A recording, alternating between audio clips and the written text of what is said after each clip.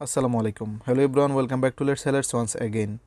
আজকে আমরা history of English লিটারেচারের পঞ্চম part the neo classical period সম্পর্কে আলোচনা করব। দ্য নিও ক্লাসিক্যাল পিরিয়ড, এই পিরিয়ডের টাইম রেঞ্জ হচ্ছে 1660 সাল থেকে শুরু হয়ে 1798 সাল পর্যন্ত, অর্থাৎ টোটাল 138 বছর হচ্ছে এই দ্য নিও ক্লাসিক্যাল পিরিয়ডের টাইম সেটিং। নিও ক্লাসিক্যাল পিরিয়ড, দ্য টার্মস নিও হুইচ মিনস নিউ অর্থাৎ নতুন, and the classical as in the day of the Roman and Greek classics, অর্থাৎ এই নিও ক্লাসিক্যাল শব্দটির নিও শব্দটির অর্থ হচ্ছে নিউ বা নতুন, এবং ক্লাসিক্যাল দ্বারা রোমান এবং গ্রিক ক্লাসিক্সকে বোঝানো হয়েছে। অর্থাৎ রোমান এবং গ্রিক যে ক্লাসিক লিটারেচারগুলো রয়েছে সেগুলোর নতুন রূপ হচ্ছে এই the neo classical. This was also the era of the enlightenment which emphasized logic and reason, এবং এই দ্য নিও ক্লাসিক্যাল পিরিয়ডকে the era of the enlightenment হিসাবেও বলা হয়ে থাকে। এই যুগের নাম শুধুমাত্র দ্য এনলাইটেন পিরিয়ড নয়, অন্য আরেকটি নাম রয়েছে, সেটি হচ্ছে সিডো ক্লাসিক্যাল পিরিয়ড। অর্থাৎ নিও ক্লাসিক্যাল পিরিয়ড, সিডো ক্লাসিক্যাল পিরিয়ড এবং দ্য এনলাইটেনমেন্ট পিরিয়ড, এই সবগুলো হচ্ছে এই পিরিয়ডের নাম। ক্লাসিক্যাল লিটারেচার বলতে প্রাচীন গ্রিক এবং রোমান সাহিত্যকে বোঝায়।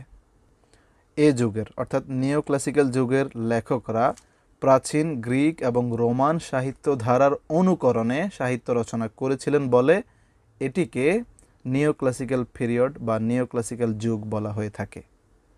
অর্থাৎ যদি খুব সহজে বলি সেটা হচ্ছে নিও মানে হচ্ছে নতুন, আর ক্লাসিক্যাল মানে হচ্ছে রোমান এবং গ্রিক ক্লাসিক্স লিটারেচার। সহজভাবে যদি বলি সেটা হচ্ছে এই নিও ক্লাসিক্যাল পিরিয়ডের যে রাইটাররা ছিলেন, লেখকরা ছিলেন, তারা মূলত রোমান এবং গ্রিক লিটারেচারের যে সাহিত্যকর্মগুলো রয়েছে সেই ক্লাসিক্যাল সাহিত্যকর্মগুলোকে অনুকরণ করে তারা তাদের লেখা রচনা করতেন, যার কারণে মূলত এটিকে নিও ক্লাসিক্যাল পিরিয়ড বা নিও ক্লাসিক্যাল যুগ বলা হয়। আর হ্যাঁ, যে ক্লাসিক্যাল রোমান এবং গ্রিক লিটারেচার রয়েছে, যেই সাহিত্যিকরা রয়েছে যেমন ভার্জিল, সফোক্লিস, অ্যাসখাইলাস, ইউরিপিডিস, এই ধরনের বিখ্যাত যে সাহিত্যিকরা ছিলেন রোমান এবং গ্রিক ক্লাসিক্স লিটারেচারের, সেই সাহিত্যিকদের যে লিখনীগুলো ছিল সেই ক্লাসিক্যাল লিটারেচারগুলোর অনুকরণে এই নিও ক্লাসিক্যাল পিরিয়ডের লেখকরা তাদের লিখনীগুলো রচনা করতেন, যার কারণেই এই পিরিয়ডকে মূলত দ্য নিও ক্লাসিক্যাল পিরিয়ড হিসেবে বলা হয়ে থাকে। আশা করি বুঝতে পেরেছ। In fact the neo classical period ended in 1798 when Wordsworth published the romantic lyrical ballads, অর্থাৎ আমরা জানি 1798 সালে উইলিয়াম ওয়ার্ডসওয়ার্থ এবং এস.টি. কোলরিডজ তারা দুজনে মিলে একটি রোমান্টিক গীতি কবিতা প্রকাশ করেন, যেটির নাম হচ্ছে লিরিক্যাল ব্যালাডস। এই লিরিক্যাল ব্যালাডস প্রকাশের মধ্য দিয়েই মূলত এই দ্য নিও ক্লাসিক্যাল পিরিয়ডের সমাপ্ত হয় এবং এর পরেই মূলত রোমান্টিক পিরিয়ড আসে। যাই হোক, this time period is broken down into three parts: the Restoration period, the Augustan period and the Age of Johnson. এই দ্য নিওক্লাসিক্যাল পিরিয়ডকে মূলত তিন ভাগে ভাগ করা হয়েছে। একটি হচ্ছে দ্য রেস্টোরেশন পিরিয়ড, অন্যটি হচ্ছে দ্য অগাস্টান পিরিয়ড এবং এর পরটি হচ্ছে the age of Johnson. The restoration period, যেটির অন্য আরেকটি নাম হচ্ছে age of Dryden. It is called the Restoration period as King Charles was restored in this era. The Restoration period lasted from 1660 to 17th. অর্থাৎ এই পিরিয়ডকে restoration period এই কারণে বলা হয় কারণ সেই সময় কিং চার্লস তিনি তার তার যুগকে রিস্টোর করেছিলেন। এটাকে যদি আমরা খুব ক্লিয়ারলি বুঝতে চাই সেটা হচ্ছে, এটার পেছনে একটি ঘটনা আছে, সেটা হচ্ছে 1649 সালে রাজা প্রথম চার্লসকে মূলত হত্যা করা হয়েছিল এবং হত্যা করার পর দেখা যাচ্ছে যে ইংল্যান্ডে সাময়িকভাবে রাজতন্ত্র বিলুপ্ত হয়েছে। এর প্রায় 11 বছর পর 1660 সালে প্রথম চার্লসের পুত্র দ্বিতীয় চার্লস ইংল্যান্ডের সিংহাসনে আরোহণের মধ্য দিয়ে রাজতন্ত্রের পুনরুত্থান বা রেস্টোরেশন হয়, যার কারণে মূলত এই এজটাকে দ্য রেস্টোরেশন এজ বা পুনরুত্থানের সময় বলা হয়ে থাকে।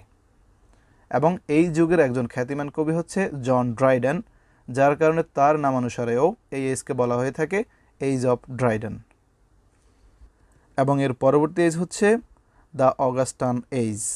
এই অগাস্টান এজের অন্য একটি নাম হচ্ছে, সেটা হচ্ছে age of Pope. The Augustan age is also called the age of Pope. Pope was the leading poet in this age. The Augustan age lasted from 17th to 1750.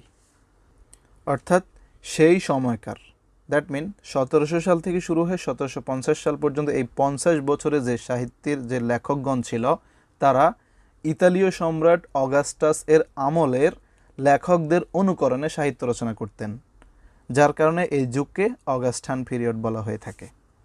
এবং এর পরবর্তী এজ হচ্ছে এজ অফ জনসন বা age of sensibility.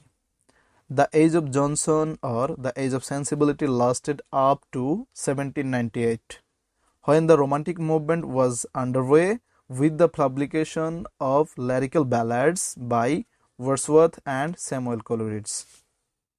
অর্থাৎ এই age of Johnson মূলত 1798 সাল পর্যন্ত লাস্টেড করে, আর এটি শেষ হয় মূলত 1798 সালে, যখন উইলিয়াম ওয়ার্ডসওয়ার্থ এবং এস.টি. কোলরিজ মিলে লিরিক্যাল ব্যালাডস পাবলিশ করেন। তার মধ্য দিয়ে মূলত এই এজ অফ জনসন শেষ হয়ে যায়। আর এজ অফ জনসনের নাম এজ অফ সেন্সিবিলিটিও। এর কারণ হচ্ছে এই যুগের লেখকদের লেখার অনুভূতি বা সেন্স এর প্রাধান্য ছিল। অর্থাৎ এই যুগে যে লেখকরা লিখতেন, তাদের লেখায় মূলত অনুভূতি বা সেন্স এর প্রাধান্য ছিল বলে এই এজকে এজ অফ সেন্সিবিলিটি বলা হয়ে থাকে। আশা করি বুঝতে পেরেছো। তো গাইস, এখন আমরা এই দ্য নিওক্লাসিক্যাল এজের কিছু ক্যারেক্টারিস্টিক্স বা ফিচার্স নিয়ে আলোচনা করব। নিওক্লাসিক্যাল এজের যে বৈশিষ্ট্যগুলো রয়েছে সেগুলোর মধ্যে এক প্রধানত সেটি হচ্ছে, one most important feature of neoclassical literature is the imitation of the classics of the ancient Greek and Roman literature. অর্থাৎ এই নিওক্লাসিক্যাল পিরিয়ডের একটি গুরুত্বপূর্ণ বৈশিষ্ট্য হচ্ছে এই নিওক্লাসিক্যাল পিরিয়ডের যে সাহিত্যকর্মগুলো রয়েছে, যে সাহিত্যিকরা রয়েছে, তারা মূলত ক্লাসিক্যাল যে গ্রিক এবং রোমান লিটারেচার রয়েছে সেটিকে অনুকরণ করে তারা তাদের লিখনীগুলো প্রকাশ করত। অর্থাৎ এই নিওক্লাসিক্যাল পিরিয়ডের রাইটাররা ক্লাসিক্যাল গ্রিক এবং রোমান যে লিটারেচারগুলো রয়েছে সেগুলোকে ফলো করে, সেখান থেকে কিছু অনুকরণ করে সেটার আঙ্গিকেই মূলত তারা তাদের সাহিত্যকর্মগুলো রচনা করত। এর পরবর্তী বৈশিষ্ট্য হচ্ছে, among the neoclassical forms of literature the most famous were the essay, both in verse and prose. The literature of the age was mostly comic and satiric. অর্থাৎ এই নিওক্লাসিক্যাল লিটারেচারের সবচেয়ে ফেমাস সেটি হচ্ছে এসে, যেটি ভার্স এবং প্রোজের ইনক্লুডেড, এবং the literature of the age was mostly comic and satiric. এই সময়কার যে সাহিত্যগুলো রয়েছে সেগুলো বেশিরভাগই হচ্ছে কমিক এবং স্যাটারিক। এবং এর পরবর্তী বৈশিষ্ট্য হচ্ছে, the neoclassical literature considers man as a limited being, having limited power. A large number of satire and works of the period attack the man for his pride and advise him to remain content with his limited power of knowledge.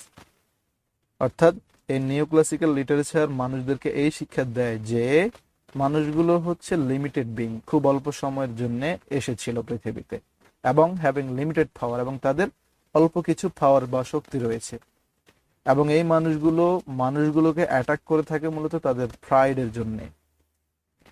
যেই রকম শিক্ষা এই neoclassical literature থেকে আমরা পাই।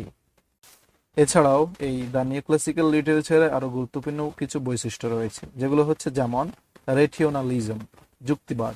Neoclassical লিটারেচারের যেই লিখনীগুলো রয়েছে সেগুলোতে যুক্তি বা সেন্স এর অনেক বেশি পাণ্ডিত্য আমরা দেখতে পেতাম। এবং অন্য একটি বৈশিষ্ট্য হচ্ছে স্কলারলি অ্যালুশন, পাণ্ডিত্যপূর্ণ ইঙ্গিত। এই নিওক্লাসিক্যাল লিটারেচারের যে সাহিত্যকর্মগুলো রয়েছে সেগুলোতে আমরা দেখতাম যে পাণ্ডিত্যপূর্ণ ইঙ্গিত ব্যবহার করা হতো। এছাড়াও ডিডাকটিসিজম বা শিক্ষাবাদিতার অনেক বেশি প্রয়াস আমরা দেখতে পেতাম। রিয়েলিজম, বাস্তববাদ অনেক বেশি দেখতে পেতাম। এছাড়াও সবচেয়ে গুরুত্বপূর্ণ একটি বৈশিষ্ট্য হচ্ছে adherence to classical rules. Classical যে রুলস বা লিটারেচারগুলো রয়েছে সেগুলোর প্রতি অনেক বেশি আনুগত্য আমরা দেখতে পেতাম। এছাড়াও এই নিওক্লাসিক্যাল লিটারেচারের অন্য একটি গুরুত্বপূর্ণ বৈশিষ্ট্য হচ্ছে অবজেক্টিভিটি, বস্তুনিষ্ঠতা। দেখা যাচ্ছে যে মানুষগুলো যে রাইটারগুলো ছিলেন তারা তাদের লেখাগুলোতে সাবজেক্টিভিটির বদলে অবজেক্টিভিটির প্রতি বেশি গুরুত্ব দিতেন। তো এই সবগুলোই হচ্ছে মূলত এই নিও ক্লাসিক্যাল পিরিয়ডের কিছু ক্যারেক্টারিস্টিক্স বা বৈশিষ্ট্য। তো গাইস, এখন আমরা এই দ্য নিও ক্লাসিক্যাল পিরিয়ডের মেজর কিছু পোয়েটস এবং তাদের ওয়ার্কসগুলো সম্পর্কে আলোচনা করব। ইতিমধ্যে আমরা জেনেছি যে এই দ্য নিও ক্লাসিক্যাল পিরিয়ডকে 3 ভাগে ভাগ করা হয়েছে। এক হচ্ছে দ্য রেস্টোরেশন পিরিয়ড, পরবর্তী হচ্ছে দ্য অগাস্টান পিরিয়ড এবং এর পরবর্তীতে হচ্ছে the age of sensibility. Restoration পিরিয়ডে যেই পোয়েটরা বিলং করতেন তাদের মধ্যে অন্যতম হচ্ছে জন মিল্টন। তার গুরুত্বপূর্ণ ওয়ার্ক হচ্ছে প্যারাডাইজ লস্ট এবং প্যারাডাইজ রিগেইনড। এর পরবর্তী রাইটার হচ্ছে জন ড্রাইডেন। জন ড্রাইডেন তিনি 1631 সালে জন্মগ্রহণ করেছেন এবং 1700 সালে মৃত্যুবরণ করেছেন। তার গুরুত্বপূর্ণ কিছু ওয়ার্ক হচ্ছে অ্যাবসলম অ্যান্ড অ্যাকিথোপেল, ম্যাক প্ল্যাকনোই। তিনি মূলত তার লেখাগুলোতে হিরোইক কাপলেট বেশি লিখতেন। এবং এর পরবর্তী যেই পয়েট ছিলেন তিনি হচ্ছেন উইলিয়াম কংগ্রিভ। উইলিয়াম কংগ্রিভ তিনি 1670 সালে জন্মগ্রহণ করেছেন এবং 1729 সালে মৃত্যুবরণ করেছেন। তার গুরুত্বপূর্ণ কিছু ওয়ার্ক হচ্ছে love for love, the morning bride, the way of the world. এই দ্য উইলিয়াম কংগ্রিভ তিনি মূলত বেশিরভাগ কমেডি রচনা করতেন। যাই হোক, এর পরবর্তী কিছু রাইটার হচ্ছে জন লক, জন বুনিয়ান, স্যামুয়েল বাটলার ইয়েট এবং আফরা বেন। এরা সবাই মূলত রেস্টোরেশন পিরিয়ডে বিলং করেছিলেন। এর পরবর্তী হচ্ছে দ্য অগাস্টান পিরিয়ড। অগাস্টান পিরিয়ডের গুরুত্বপূর্ণ কিছু রাইটার হচ্ছে Alexander Pope, Jonathan Swift, Daniel Defoe, Samuel Richardson, Joseph Addison and Richard Steele. এরা সবাই মূলত অগাস্টান পিরিয়ডের পোয়েট ছিলেন। এবং এর পরবর্তী পিরিয়ড হচ্ছে দ্য এজ অফ সেন্সিবিলিটি। এই এজের যে গুরুত্বপূর্ণ রাইটারও ছিলেন তারা হচ্ছেন doctor Samuel Johnson, Henry Fielding, Oliver Goldsmith, Thomas Gray, Edmund Burke এবং স্যার ওয়াল্টার স্কট। এরা সবাই এজ অফ সেন্সিবিলিটিতে বিলং করেছেন। এবং এতক্ষণ যেই রাইটারদের নাম বলেছি তারা সবাই মূলত এই দ্য নিওক্লাসিক্যাল পিরিয়ডের পোয়েট ছিলেন, রাইটার ছিলেন। আশা করি বুঝতে পেরেছো। তো গাইজ, এখন আমরা এই দ্য নিওক্লাসিক্যাল পিরিয়ডের কিছু গুরুত্বপূর্ণ কোশ্চেন অ্যানালাইসিস করব, যেগুলো তোমাদের পরীক্ষায় আসার সম্ভাবনা রয়েছে। প্রথমে যেটি আসে সেটি হচ্ছে what is neoclassicism in English literature. ইংরেজি সাহিত্যে নিওক্লাসিসিজম টার্মসটির মানে কি? এটার উত্তর বলা যেতে পারে neoclassicism is a revival of the many styles and spirits of classical antiquity inspired directly from the classical period, which coincided and reflected the developments in philosophy and other areas of the Age of Enlightenment, and was initially a reaction against the excess of the preceding Rococo style. অর্থাৎ এই নিওক্লাসিসিজম হচ্ছে মূলত revival বা পুনর্জন্ম। কিসের পুনর্জন্ম? The spirit of classic অ্যান্টিকিউটি, অর্থাৎ যে ক্লাসিক্যাল পিরিয়ডের যে ক্লাসিক অ্যান্টিকিউটি রয়েছে সেটির পুনর্জন্ম হচ্ছে মূলত এই দ্য নিওক্লাসিসিজম, যেটিকে মূলত দ্য এজ অফ এনলাইটেনমেন্টও বলা হয়ে থাকে। যাই হোক, এর পরবর্তী কোশ্চেন হচ্ছে what happened in the neoclassical period. Neoclassical পিরিয়ডে মূলত কি কি ঘটেছিল? এটি খুব গুরুত্বপূর্ণ প্রশ্ন, যার উত্তর হচ্ছে major currents. This was a period of political and military unrest, British naval supremacy, economic growth, the rise of the middle class, colonial expansion, the rise of literacy, the birth of the novel and periodicals, the invention of marketing, the rise of prime minister and social reforms. এই সব কিছু মূলত এই neoclassical পিরিয়ডে ঘটেছিল। কি কি যদি আবার বলি, সেটা হচ্ছে this was a period of political and military unrest. এই সময়টা হচ্ছে পলিটিক্যাল এবং মিলিটারি আনরেস্টের সময়। মিলিটারিরা এত বেশি রেস্ট ছিল না, সবাই মূলত দেশকে গঠনের কাজে ব্যস্ত ছিলেন। ব্রিটিশ নেভাল সুপ্রিমেসি, ব্রিটিশ যেই নেভাল ফোর্স ছিল তাদের খুব বেশি সুপ্রিমেসি এই সময় ছিল। ইকোনমিক গ্রোথ, অর্থনৈতিকভাবে অনেক বেশি উন্নত হচ্ছিল। The rise of the middle class, ওই সময়কার যে মিডল ক্লাসের মানুষগুলো ছিল তারা খুব বেশি এগিয়ে যাচ্ছিল। কলোনিয়াল এক্সপ্যানশন, দেখা যাচ্ছে যে উপনিবেশিক সম্প্রসারণ হচ্ছিল। দ্য রাইজ অফ লিটারেসি, সেই সময়ে শিক্ষার হার খুব বেশি বাড়তে শুরু করেছে। The birth of the novel and periodicals, দেখা যাচ্ছে যে সেই সময়ে নোভেল, উপন্যাস এবং পিরিয়ডিক্যালস এবং সাময়িকীগুলোর খুব বেশি জন্ম হচ্ছিল, অর্থাৎ নোভেল এবং বিভিন্ন শিক্ষা সাময়িকীর নবজন্ম হচ্ছিল। দ্য ইনভেনশন অফ মার্কেটিং, বিশেষ করে বিপণনের উদ্ভাবন হচ্ছিল। বিপণন মানে ব্যবসা বাণিজ্য খুব বেশি সম্প্রসারিত হচ্ছিল। The rise of prime minister and social reforms, এবং সে সময়টা হচ্ছে প্রাইম মিনিস্টার বাড়ার সময় এবং সোশ্যাল রিফর্মস, সামাজিক সংস্কারের সময়। এই সব কিছু অর্থাৎ উপনিবেশিক সম্প্রসারণ, সাহিত্যের উন্নতি, তারপর হচ্ছে যে মার্কেটিং উদ্ভাবন এবং British Naval supremacy, economical growth, middle class সোসাইটির রাইজ, এই সব কিছুই মূলত এই দ্য নিও ক্লাসিক্যাল পিরিয়ডেই ঘটেছিল। এবং এর পরবর্তী গুরুত্বপূর্ণ কোশ্চেন হচ্ছে, what is the most important element of neo classical poetry? Neo classical পোয়েট্রির গুরুত্বপূর্ণ এলিমেন্ট বা উপাদান কি? এর উত্তর হচ্ছে, objectivity is an important feature of neo classical poetry. As these poets were completely against subjectivity in poetry, they strove hard to write objective poetry. They avoided giving vent to their feelings, rather they dwelt upon the miseries, hardships and problems of the people around them. অর্থাৎ সেই সময়কার কবিতাগুলোতে যে কবিরা ছিলেন তারা মূলত তাদের কবিতায় সাবজেক্টিভিটি পরিহার করে অবজেক্টিভিটি তাদের কবিতায় খুব বেশি ব্যবহার করতেন। তারা বলতে গেলে সাবজেক্টিভিটির বিরুদ্ধে ছিলেন, যদিও তারা বিভিন্ন ধরনের কষ্টে বসবাস করতেন, তারা অনেক হার্ডওয়ার্ক করতেন এবং দেখা যাচ্ছে তাদের পাশে অনেক মানুষ বিভিন্ন কষ্টে নিমজ্জিত ছিল, তবুও তারা তাদের ফিলিংস গুলোকে বন্ধ রেখে সমাজ সংস্কারের জন্য সাবজেক্টিভ পয়েম বাদ দিয়ে অবজেক্টিভ পয়েম রচনা করতেন। এখন সাবজেক্টিভিটি এবং অবজেক্টিভিটি সম্পর্কে আমরা অনেকে জানি না, যে ব্যাপারটা এখন আমরা ক্লিয়ার হব। Objective poetry is impersonal and subjective poetry is personal, অর্থাৎ সাবজেক্টিভ পোয়েট্রি হচ্ছে পার্সোনাল এবং অবজেক্টিভ গুলো হচ্ছে ইমপার্সোনাল।